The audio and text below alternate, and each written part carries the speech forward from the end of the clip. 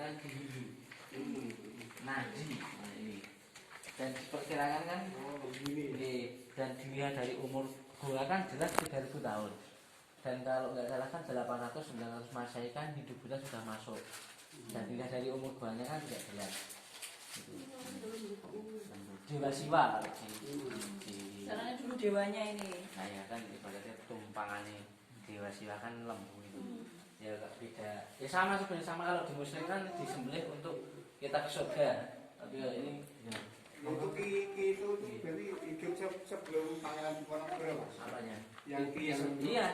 Kalau Kalau Pangeran Diponegoro kan 25 sampai ke 30. Tapi saya pernah ketemu yang di sini itu peziarah lah maksudnya. Itu katanya masih terahnya Pangeran Diponegoro. Itu dari Solo. Itu waktu itu ada ya emang salah satu beda sendiri. Hampir 2 meter atau mungkin ada tingginya. Itu menapak telas di Gunung Kidul. Jadi di Gunung Kidul semua yang pernah disinggahi mungkin cuma sebentar itu didatangi, termasuk sini pas kebetulan saya masuk di sini masuk berangkat seperti ini. Assalamualaikum.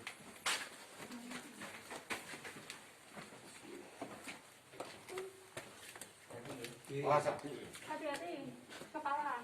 Oh, salah gitu. Kepala budak itu.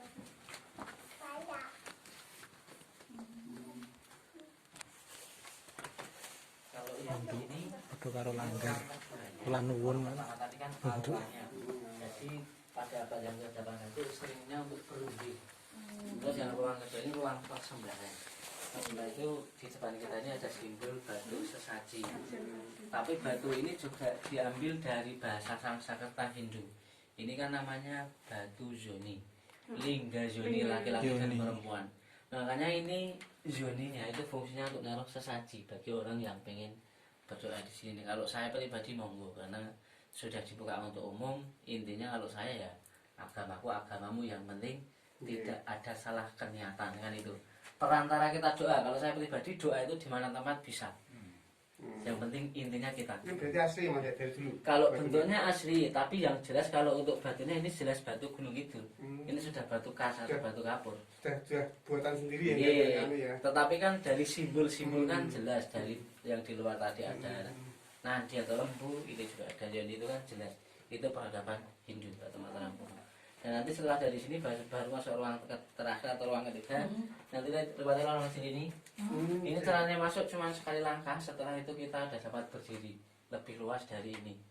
Muat sekitar 25 orang. Ini kalau secara alamiahnya ya alami seperti ini. Erosi apa? Tekanan air. Tetapi dalam filosofi Jawa itu masuk ke Gorancang. Mulai dari awal sampai ruang terakhir itu semua mengandung toto kroma atau sopan santun. Pertama kali kita masukkan mesti tangga, secara otomatis mesti kita menundukkan kepala. Kita sebagai manusia harus rendah hati. Dan ruang kedua kita agak membungkuk, lebih rendah lagi. Di ruang ketiga kita harus lebih membungkuk lagi karena dalam sekilas sejarah kan dulu yang tempat pertamanya di ruang terakhir. Nanti kalau mau masuk saya masuk duluan, saya keluar paling belakang. Cuman kalau pas keluar hati-hati 4 langkah baru berdiri. Ada batu, geser agak kiri ada batu.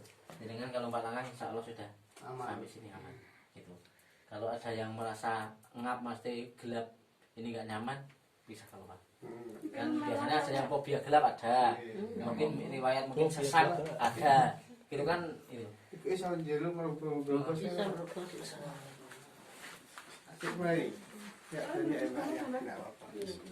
Boleh semua.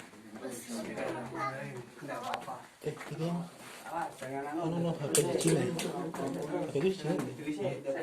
Tinggal center. terus. Ya. Yo. Buka langkah.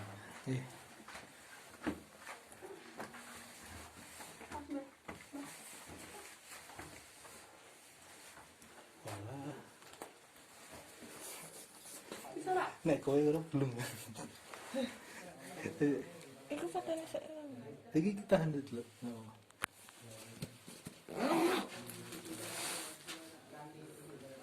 Nyating.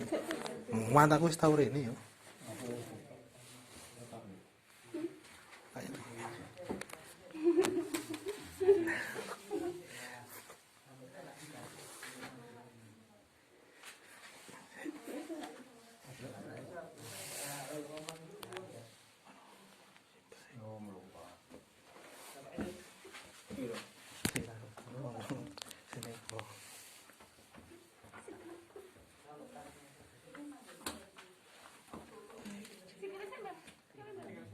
kan mau olahraga Pak. Kayaknya terakhir kamu.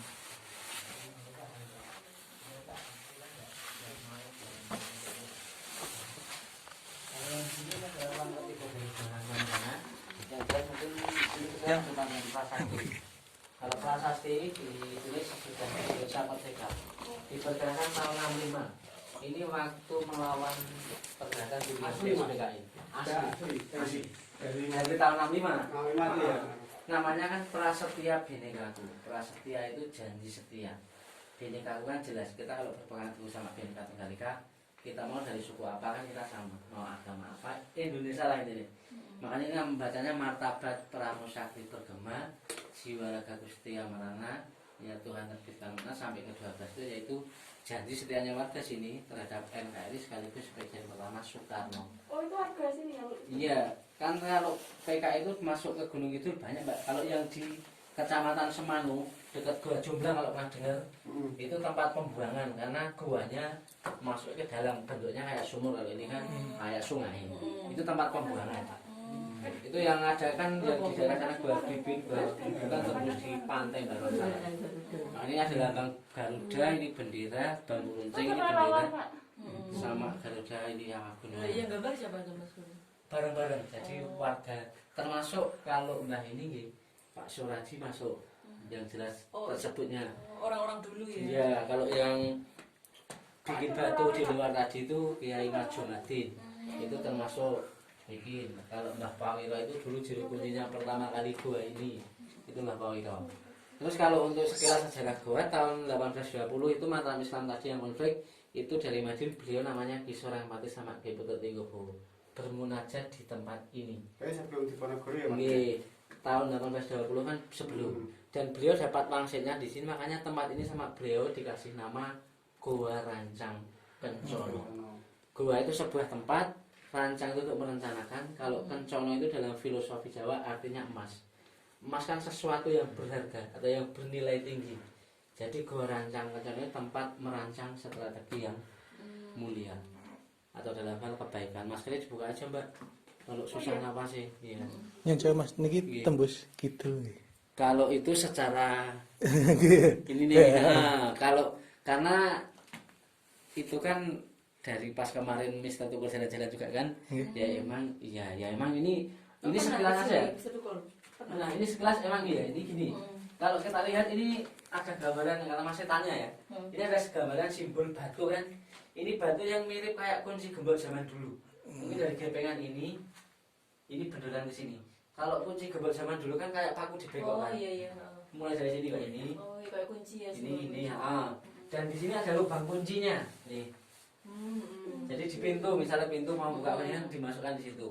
Dan ini sekilas kalau kita lihat dengan seksama, ini dari center saya melengkung ini kan bentuknya kayak pintu ini. Yang kayak kubah masjid. Kalau dulu tempat pengimaman cuma sekong seperti ini. Kalau sekarang kan ada lancipnya. Model karena itu kan model. Sekarang dulu mesti sekelas saya ini. Model lama pengimaman kayak gitu. Nah, ini ya emang kalau secara itu cerita turun-temurun aja gitu. Itu katanya bisa membuka dan bisa saling komunikasi dengan penghuni pelataran kaki Merapi. Kan mungkin kalau di sana, kalau disilsilahkan kan, ya kalau saya pernah membaca garis imajiner kan antara Gunung Merapi, keraton sama pantai kan berkesinambungan itu. Tapi kalau itu kan, karena kalau saya bicara seperti itu percaya nggak percaya karena itu nggak bisa kita buktikan, mungkin secara ilmiah, secara akademis nggak masuk. Tapi kalau itu sekilas dari cerita turun-turun seperti itu, makanya itu monggo. Ya mungkin kalau saya pribadi saya yang beranjang ya mungkin beliau dulu dapat petunjuknya kan mungkin saling berkaitan itu loh. Akhirnya dapat petunjuk. Dan sampai sekarang kan masih banyak yang menggunakan, mungkin banyak dupa, banyak apa-apa ya. Intinya kalau saya pribadi mungkin kalau orang Jawa itu intinya bisa dibuktiin sama leluhur kan mendoakan.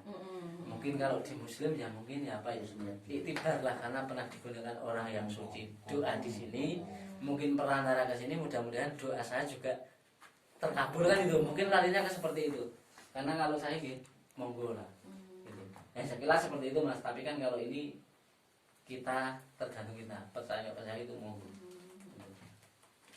Jalannya enggak dari dulu mau ini pakai mas. Mungkin Lubangnya ya. ini kan jelas ini bentuknya seperti ini juga sekilas jelas nih. Oh, berarti nggak pernah dititik-titik Nah ini kan enggak, ini enggak. Ini mulai dari sini. Ya cuman dulunya paling agak ke bawah sedikit, ada kecil kalau pas kunci gembok, ya toh. Kalau ini jelas kan ini sekilas dari sini. Ya kalau ini terbentuknya tak lihat sekilas saya tetap ini alam. Alamnya. Nggih. Dari masuknya juga kan sekilas kalau emang Gusti Allah Arab. Nah, itu kan nek kula lho. Nek Nggih. buatan orang kan iya biasa gitu Iya. gitu. Ya intinya mungkin kalau orang mencari goa itu karena butuh ketenangan, butuh tempatnya hening, sepi itu, dan saya yakin kita cepat interaksi dengan Tuhan. Mungkin kalau diperjauhkan kan orang sholat muslim kan suruh di pertiga malam karena tanpa suara, sepi. Dan ya Oh mungkin malah mas.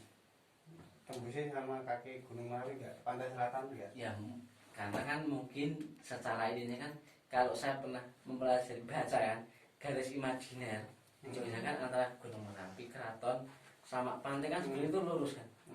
Ini loh kan gitu. Tapi kan dulunya lurusnya malah dengan ya, ya kalau ini kan monggo kalau ini karena saya cerita, kalau cerita banyak dalam arti misalnya dengan dapetnya kok ini ke sana batinnya dengan kebetulan saya dapetnya dalam arti dalam batin misalnya dengan orang bisa saya bisa belum tentu sama di sini kan loh mas. Jadi kalau saya cerita temen-temennya seperti itu. Apa tuh? Apa bisa ya foto? Di sini biasanya. Oh, iya, Di kelas hati ya. lihat loh. Iya kan Enggak, di pakai senter. pakai senter. Oh. Nora, Ya foto kayak Aku nak main, Mas. ya. Aku enggak. tak keluar dulu ya mas. Oh, Enggak. iya. Yuk.